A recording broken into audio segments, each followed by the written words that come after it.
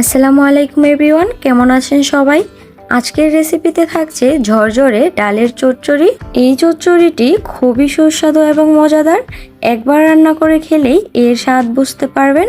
এমন ঝরঝরে ডালের চচ্চড়ি রান্না করার জন্য অবশ্যই না টেনে সম্পূর্ণ ভিডিওটি দেখতে হবে।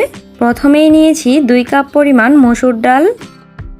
ডালগুলোকে 10 মিনিটের মতো ভিজিয়ে রাখতে হবে। কিছুক্ষণ না ভিজিয়ে রান্না করলে পরবর্তীতে রান্না করার পর ডাল কালচে হয়ে যায়। আমি 10 মিনিট ভিজিয়ে রেখে ভালোভাবে কচলিয়ে ডালটা ধুয়ে পরিষ্কার করে নিচ্ছি। 10 মিনিট ভিজিয়ে রাখায় ডালটা অনেকটাই ফুলে গেছে। এবার চুলায় একটি কড়াই বসিয়ে দিয়েছি। কড়াইতে দিয়ে দিচ্ছি রান্নার তেল। তেল গরম হয়ে এলে দিয়ে দিব পেঁয়াজ কুচি, সাথে দিয়ে দিব 2-4টা এলাচ, দারুচিনি, তেজপাতা দিয়ে ভালোভাবে নেড়েচেড়ে পেঁয়াজটা ব্রাউন কালার করে ভেজে নিতে হবে। দিয়ে দিচ্ছি পরিমাণ মতো লবণ। পেঁয়াজটা ভাজা হয়ে এলে দিয়ে দিব 1 চা চামচ আদা রসুনের পেস্ট, 1 চা চামচ হলুদের গুঁড়ো, 1 চা চামচ মরিচের গুঁড়ো, 1/2 চা চামচ ধনিয়া গুঁড়ো দিয়ে ভালোভাবে মশলাটাকে মিশিয়ে নিচ্ছি। এরপর দিয়ে দিচ্ছি ধুয়ে রাখা ডালগুলোকে নেড়েচেড়ে কিছুক্ষণ মশলার সাথে ভেজে নিতে হবে।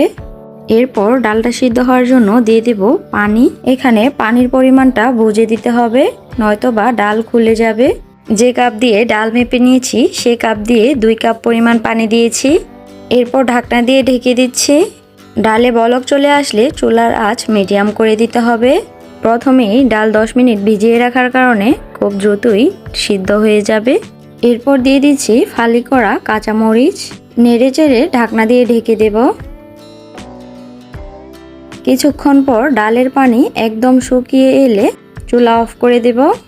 এভাবে রান্না করলে ডাল একদম ঝরঝরে থাকবে। এই নিয়ম ফলো করে আপনি পারফেক্টভাবে ডালের চচ্চড়ি রান্না করতে পারেন। পরবর্তীতে কোন রেসিপি দেখতে চান অবশ্যই কমেন্ট করে জানাবেন। আর ভিডিওটিতে একটি লাইক করে এখনই চ্যানেলটি সাবস্ক্রাইব করে নেবেন।